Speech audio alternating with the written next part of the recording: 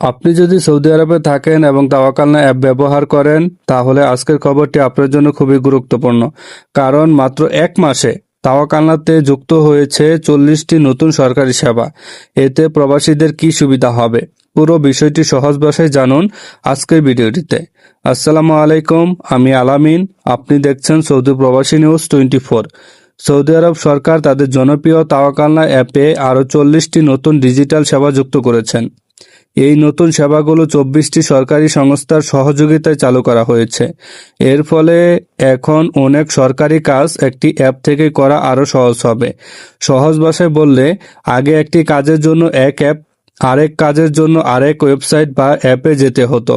এখন ধীরে ধীরে সেই ঝামেলা কমছে। তাওয়াক্কালনাকে এমন একটি প্ল্যাটফর্ম পরিণত করা হয়েছে যেখানে এক জায়গা থেকে অনেক সরকারি সেবা পাওয়া যাবে।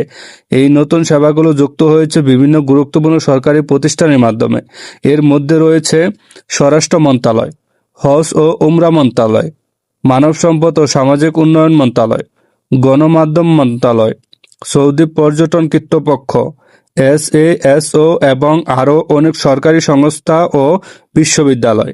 এখানেই শেষ নয়, এর আগের মাসে অর্থাৎ জুনে তাওয়াক্কালনাতে আরও 160টি নতুন সেবা যুক্ত করা হয়েছিল।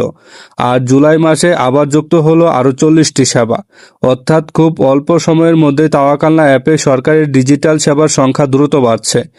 এই সেবাগুলোর মাধ্যমে শিক্ষা, স্বাস্থ্য, শ্রম, আবাসন, পরিবহন, বিচার, পর্যটন, সামাজিক নিরাপত্তা সহ বিভিন্ন খাতের কাজ আরও সহজভাবে করা যাবে। এর সবচেয়ে বড় সুবিধা হলো একাধিক অ্যাপ ব্যবহার করার প্রয়োজন কমবে, সময় বাঁচবে এবং অনেক সরকারি সেবা ঘরে বসে পাওয়া যাবে। তাই যারা এখনও তাওয়াক্কালনা অ্যাপটি নিয়মিত ব্যবহার করেন না, তারা অ্যাপটি আপডেট রাখুন এবং নতুন সেবাগুলো সম্পর্কে জেনে নিন।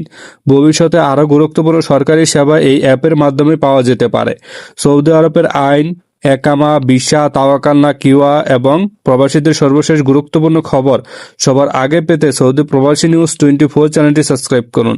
ভিডিওটি ভালো লাগলে একটি লাইক দিন, শেয়ার করুন এবং কমেন্টে জানান আপনি তাওয়াক্কালনা অ্যাপের কোন সেবাটি সবচেয়ে বেশি ব্যবহার করেন। আল্লাহ হাফেজ।